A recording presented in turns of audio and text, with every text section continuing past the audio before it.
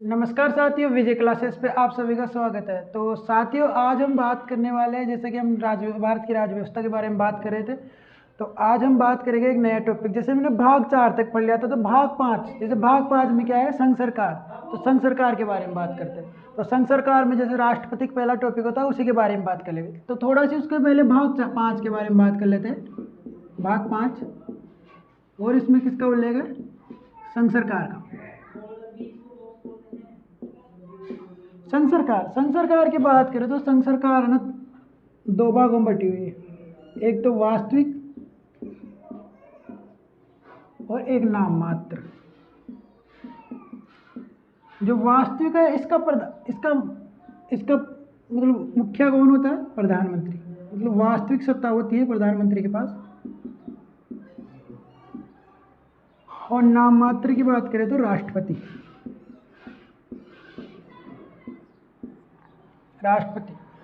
तो इसको हम, जैसे प्रधानमंत्री एक शासनाध्यक्ष होता है, शासनाध्यक्ष कह सकते हैं इसको, शासन करने वाला अध्यक्ष। भाई राष्ट्रपति की बात करें तो राष्ट्रपति एक देश का अध्यक्ष होता है। तो ये नाम मात्र और वास्तविक दो रूपों में संघ सरकार रहती है। मतलब प्रधानमंत्री इसका मुख्य होता है वास्तविक रूप से, और राष्ट्रपति एक नाम मात्र का रहता है। बाकी मतलब सभी का कार्य प्रधानमंत्री करता है, लेकिन वो राष्ट्रपति के नाम से किया जाता है, तो उस हिसाब से वो नाम मात्र का हो। तो इस प्रकार है।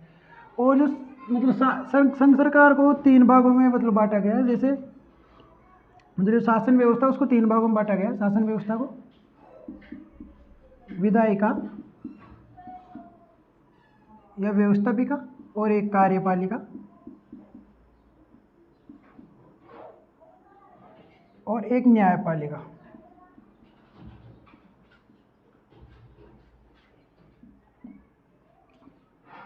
जो विधायिका है उनको लागू करने का काम करती है कार्यपालिका, मतलब इनको विधायक बनाने का और व्याख्या करने का काम न्यायपालिका द्वारा किया जाता है। तो ये संघ सरकार की मतलब शासन व्यवस्था को 3 भागों में बांटा गया है। कौन कौन सी? शासन व्यवस्था। तो शासन व्यवस्था विधायिका, कार्यपालिका और न्यायपालिका। तो अब हम हमारा जो नया टॉपिक है उसी के बारे में बात करेंगे। कार्यपालिका शक्तियाँ किनके पास होती है? जैसे राष्ट्रपति। तो हम सबसे पहले हमारा जो मेन टॉपिक है उसके बारे में बात करते हैं, राष्ट्रपति।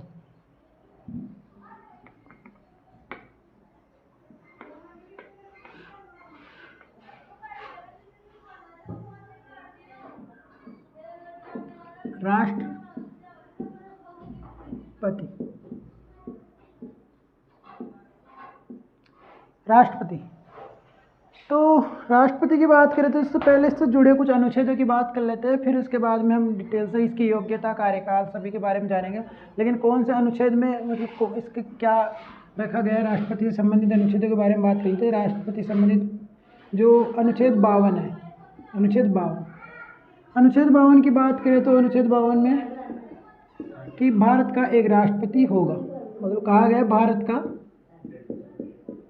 एक राष्ट्रपति होगा। ठीक है। उसके बाद में अगला अनुच्छेद आता है अनुच्छेद 53।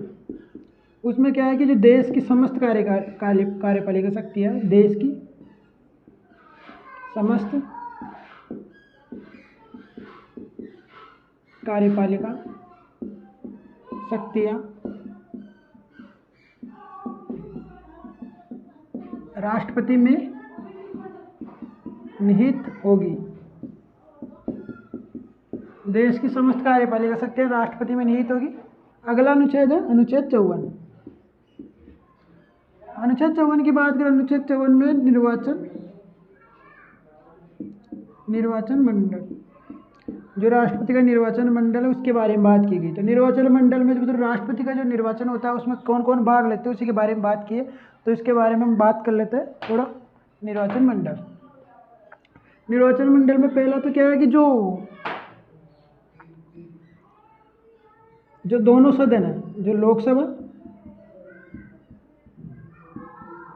एंड राज्यसभा, लोकसभा और राज्यसभा के निर्वाचित सदस्य। फिर दूसरा लेते हैं जो सभी देशों की जो सभी राज्यों की विधानसभा है, विधानसभा के सदस्य,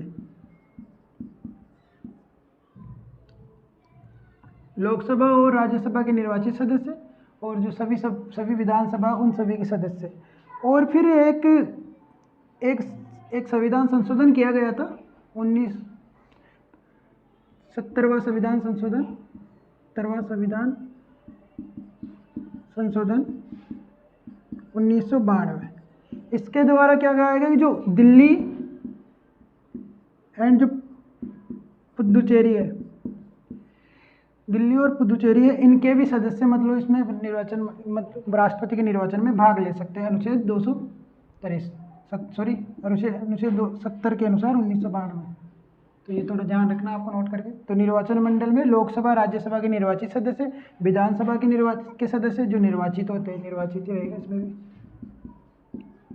और 70वें संविधान संशोधन 1992 के द्वारा दिल्ली और पुदुचेरी के निर्वाचित सदस्यों को भी इसमें भाग लेने की अनुमति मिल गई। तो निर्वाचक मंडल की बात कर ली हमने। अब अगला अनुच्छेद हमारा अनुच्छेद 55 है। अनुच्छेद 55, अनुच्छेद 55 की बात करें तो जो निर्वाचन प्रणाली या कह सकते हैं निर्वाचन प्रक्रिया, जो राष्ट्रपति की निर्वाचन प्रक्रिया है उसके बारे में बात किया गया है। निर्वाचन प्रक्रिया, तो निर्वाचन प्रक्रिया में क्या है कि जो कौन सी प्रक्रिया अपनी जाएगी, एकल,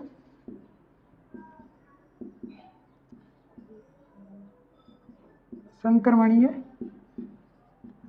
आनुपातिक, प्रतिनिधित्व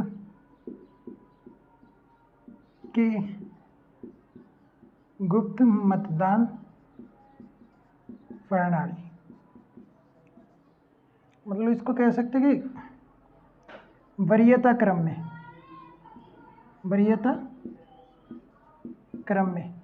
वरीयता क्रम में जो चुनाव होते हैं वो। तो हम थोड़ा निर्वाचन प्रक्रिया की बात करेंगे, तो उससे पहले हम क्या कि थोड़ा बाकी के अनुच्छेदों के बारे में जान लेते हैं कौन कौन से, तो उनके बारे में फिर उन जो निर्वाचन प्रक्रिया वो कुछ कपार होती है उनके बारे में बात करते हैं।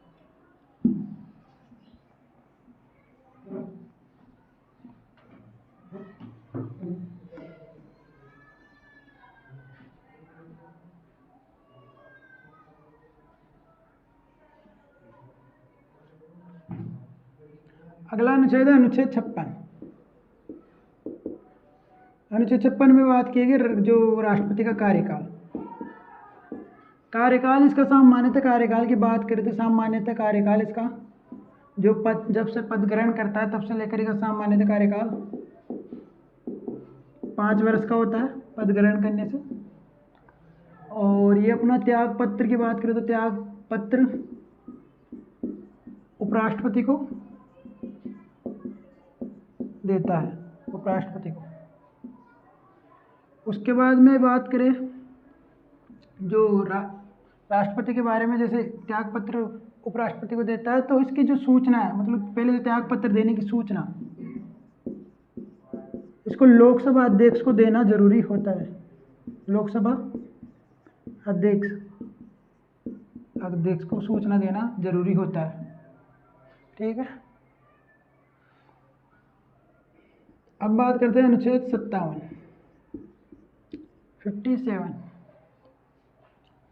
जैसे हमने बात की अनुच्छेद कुछ पहले अनुच्छेदों को एक बार रिवाइज कर लेते हैं। अनुच्छेद 52 में जो एक भारत का एक राष्ट्रपति होगा। अनुच्छेद 53 के अनुसार राष्ट्रपति की शक्तियाँ उस मतलब भारत इसी में निहित होगी, मतलब समझ शक्तियाँ राष्ट्रपति में निहित होगी। भाई बात करें अनुच्छेद 54 में जो निर्वाचन मंडल है उसी के बारे में बात की गई है। और जो अनुच्छेद 55 में निर्वाचन प्रक्रिया के बारे में बात की गई। अनुच्छेद 56 में कार्यकाल, और अनुच्छेद 57 में कि पुनः निर्वाचित पात्रता। इसमें कहा गया है कि पुनः निर्वाचित पात्र से मतलब है कि अगर कोई एक बार राष्ट्रपति बन जाता है तो वो दोबारा भी राष्ट्रपति बन सकता है। इसकी गई जैसे कि एकमात्र राष्ट्रपति डॉक्टर राजेंद्र प्रसाद जो 3 बार राष्ट्रपति बने थे, डॉक्टर राजेंद्र प्रसाद, ये मुख्य रूप से 3 बार राष्ट्रपति बने थे। तो निर्वाचक की बात की गई, निर्वाचित होने के बाद पात्र, कोई भी निर्वाचित पात्र हो तो वो वापिस मतलब राष्ट्रपति बन सकता है। अब एक अनुच्छेद 58 अच्छा, 58 में क्या है कि योग्यता, राष्ट्रपति बनने के लिए क्या क्या योग्यता चाहिए, उन्हीं के बारे में बात की गई। योग्यता, योग्यता की बात करें तो राष्ट्रपति वो एक सबसे पहले तो वो भारत का नागरिक होना चाहिए, भारत का नागरिक, आयु उसकी 35 वर्ष होना चाहिए, और वो लोकसभा सदस्य बनने की योग्यता रखता हो, लोकसभा सदस्य बनने की योग्यता रखता हो। भारत का नागरिक हो, आयु 35 वर्ष और लोकसभा सदस्य बनने की योग्यता वो रखता हो। तो इतने वो लोकसभा का मतलब कोई सदस्य नहीं होना चाहिए, सिर्फ वो योग्यता रखता हो। तो ये 3 जो फैक्ट है मतलब उसकी योग्यता। एक अगला अनुच्छेद है अनुच्छेद 59, अनुच्छेद 59 की बात करते हैं, उसकी जो राष्ट्रपति बनने के लिए जो शर्तें उनको कहा गया इसमें, शर्तें, अनुच्छेद शर्तें। तो इसमें शर्तें शामिल की गई जो अनुच्छेद 59 के अनुसार जो राष्ट्रपति बनने के लिए क्या क्या शर्तें होनी चाहिए उन्हीं को शामिल किया गया। तो ऐसी कोई खास शर्तें नहीं हो। अब अगला अनुच्छेद के बारे में बात कर लेते हैं हम यहाँ पे, अनुच्छेद 60।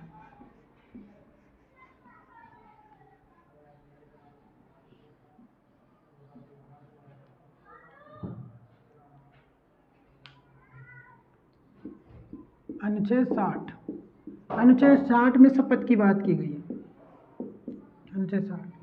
तो जैसे कि राष्ट्रपति के बाद अनुच्छेद 7 में शपथ, तो शपथ की बात करें तो जैसे कि मैंने जाना कि जो राष्ट्रपति को जो शपथ है, जैसे हमने जाना था पहले की जो अनुसूचियाँ पढ़ी थी उसमें देखा था कि जो तीसरी अनुसूची है, तीसरी अनुसूची में शपथ का उल्लेख है, लेकिन तीसरी अनुसूची, लेकिन तीसरी अनुसूची में बात करें तो राष्ट्रपति की शपथ का उल्लेख नहीं है, राष्ट्रपति की शपथ का उल्लेख नहीं है तीसरी अनुसूची। तो इसको जो शपथ है कौन दिलाता है, शपथ कौन दिलाता है, जो सर्वोच्च न्यायालय है, सर्वोच्च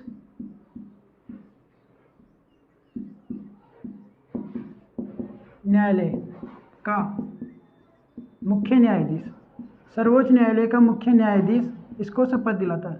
और शपथ किसकी दिलाता है, वो संविधान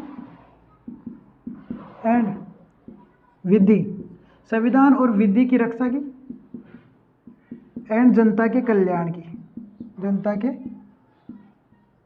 कल्याण की, ठीक है। और उसको एक शपथ वो भी होती है प्रतिरक्षण, संरक्षण, प्रतिरक्षण, संरक्षण और परिरक्षण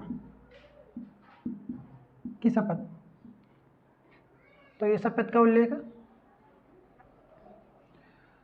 अब अगला अनुच्छेद हमारा अनुच्छेद 61,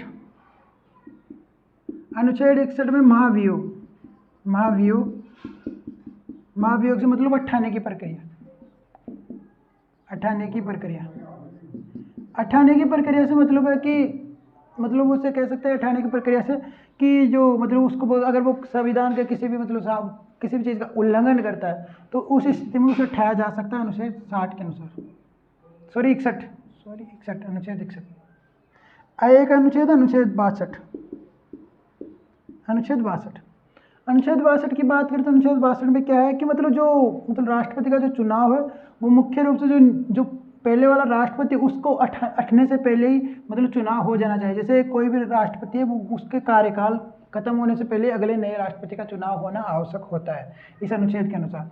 और साथ में बात करें तो जो कभी आकस्मिक की वो स्थिति हो, जैसे कोई किसी की मृत्यु वगैरह पद से हट जाने के कारण अगर राष्ट्रपति का चुनाव मतलब सीट खाली हो जाती है तो उसका 6 माह के अंदर चुनाव होना आवश्यक है, 6 माह में चुनाव होना आवश्यक है। तो इस प्रकार ये अनुच्छेद थे जो राष्ट्रपति से जुड़े हुए थे। अब हम अलग से राष्ट्रपति का कार्यकाल, योग्यता, निर्वाचन प्रक्रिया क्या होती है इन सभी के बारे में अगली क्लास में डिस्कस करेंगे।